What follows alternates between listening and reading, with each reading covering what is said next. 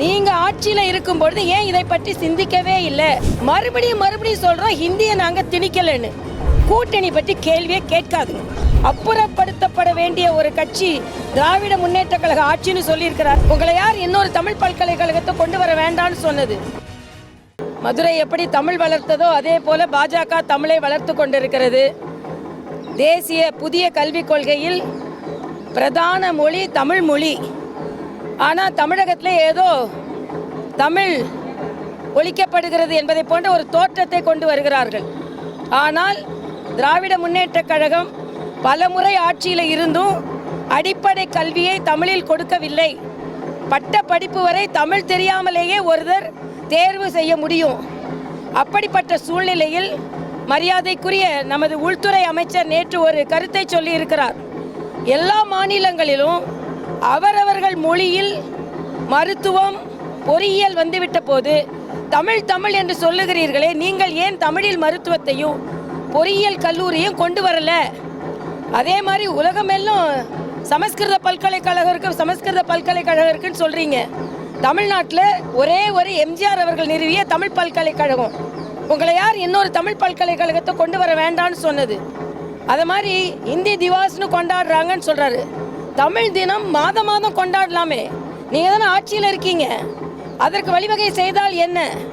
அது மட்டும் இல்லை, இன்னைக்கு முதலமைச்சர் சொல்ல மூச்சு முட்டுதான் இருக்கு.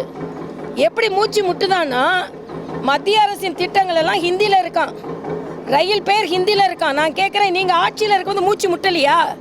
நீங்கள் மத்தியில் ஆட்சியில் இருந்தீங்கல்ல, 5 அமைச்சரை வைத்து கொண்டு இருந்தீர்கள்ல, அப்போ நீங்கள் இலகுவாக இதெல்லாம் மாற்றிருக்கலாம்ல. மூச்சு முட்டுதுன்னா நீங்கள் ஆட்சியில் இருக்கும்பொழுது ஏன் இதை பற்றி சிந்திக்கவே இல்லை? அப்படி பார்த்தா நேற்று நீங்கள் பார்த்தீங்கன்னா மரியாதைக்குரிய அமித்ஷா அவர்கள் சொல்லியிருக்கிறார்கள், நேற்று அந்த துணை இராணுவ படையின் அந்த தளத்திற்கு சோழனின் பெயர் வைக்கப்பட்டிருக்கிறது. அதே மாதிரி ராஜேந்திர சோழனின் பெயர் மகாராஷ்டிராவில் ஒரு துறைமுகத்திற்கு பாஜகவால் வைக்கப்பட்டிருக்கிறது. நீங்கள் ஏதாவது அப்படி சாதனை சொல்ல முடியுமா? அதனால் தமிழை வளர்ப்பது பாஜக, தமிழை போற்றுவது பாஜக. PhD முதலமைச்சர் தமிழை வளர்க்காமல் ஆங்கிலத்தை மட்டுமே வளர்த்து கொண்டிருக்கிறார். அதனால் எங்களை தமிழ் வளர்ப்பதற்கு உதவி செய்யவில்லை என்று சொல்ல முடியாது. மறுபடியும் சொல்கிறோம் ஹிந்தியை நாங்கள் திணிக்கலைன்னு. ஆனால் ஹிந்தின்னு சொல்லிக்கொண்டு ஹிந்தியை திணிப்பதை இவர்கள் திணித்து கொண்டிருக்கிறார்கள். நான் மறுபடியும் சொல்கிறேன், நாங்கள் ஹிந்தியை திணிக்கலை, இன்னொரு மொழியை கற்றுக்கொள்ளுங்கள் சொல்கிறோம். இளவயதில் அது இலகுவாக இருக்குன்னு சொல்கிறோம். அதனால் முதலமைச்சர் தினம் ஒரு கடிதம் எழுத ஆரம்பிச்சிருக்காரு. அதாவது இன்னைக்கு அவரோட குற்றங்களை எல்லாம் மறைப்பதற்கு தப்பாக கடிதம் எழுதுறார். PhDன்னு சொல்கிறார். பொய் சொல்வதிலையும் தவறுகளை மறைப்பதிலையும் வேணால் தமிழக முதல்வருக்கு PhD கொடுக்கலாம். ஏன்னா இன்னைக்கு பார்த்தீங்கன்னா ஹிந்தியை இம்போஸ் பண்ண மாட்டோம்னு சொல்லிட்டோம், ஹிந்தியை இம்போஸ் பண்ணுறாங்கன்னு சொல்கிறாங்க. அதே மாதிரி மறுவரையில் தமிழகம் பாதிக்கப்படாதுன்னு சொல்கிறோம், ஆனால் பாதிக்கப்படும்னு சொல்லி கொண்டு இருக்கிறார்கள். அதனால் தமிழக முதலமைச்சர் தங்கள் குற்றங்களை மறைப்பதற்கு இத்தகைய பொய்களை அவிழ்த்து விட்டு கொண்டிருக்கிறார் என்று நான் சொல்லுவேன்.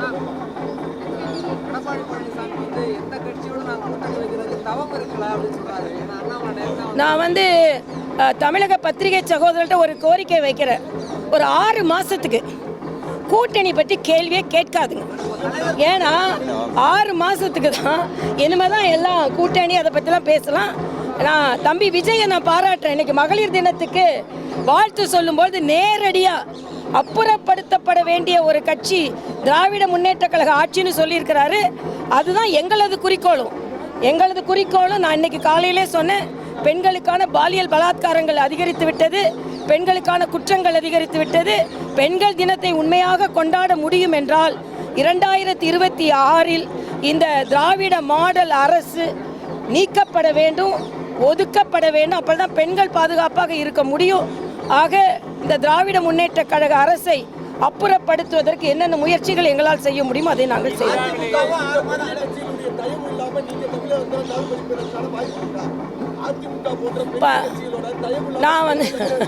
நாங்கள் இன்னைக்கு கையெழுத்து இயக்கத்தை நடத்தி கொண்டிருக்கிறோம். கையெழுத்து இயக்கத்திற்கு மிக அபரிதமான வரவேற்பு கிடைத்திருக்கிறது. முதலமைச்சர் சொல்றாரு கையெழுத்து இயக்கத்தை அவருக்கு பரிகசமாக இருக்கான். சிரிப்பு வருதான். அப்படின்னா ஏன் எங்களை தடுக்கிறீங்க, ஏன் எங்களை கைது செய்கிறீங்க? அதனால தமிழகத்தில் பாஜக கால் பதித்து வருகிறது. யாருடன் கால் பதிக்க போகிறோம் என்பதை எங்களது மத்திய தலைமை முடிவு செய்யும். நன்றி, வணக்கம். பள்ளி மாணவர்களை வச்சு நீட் கையெழுத்து இயக்கம் நடத்தலையா? எல்லா நீட்டுக்கும் உள்ள போய் தானே. அதனால நாங்க பொதுமக்கள்கிட்ட தான் நடத்தினோம். மாணவர்கள் விரும்பி வந்து கையெழுத்து போடுகிறார்கள். கையெழுத்து இயக்கத்தை பார்த்து திராவிட முன்னேற்ற கழக கூட்டணிகள் பயந்து இருக்கிறது என்பதைத்தான் நான் சொல்லுவேன். இதுபோன்ற செய்திகளை மேலும் தெரிந்து கொள்ள எங்களது யூடியூப், ஃபேஸ்புக் மற்றும் ட்விட்டர் ஆப்களை சப்ஸ்கிரைப் செய்யவும்.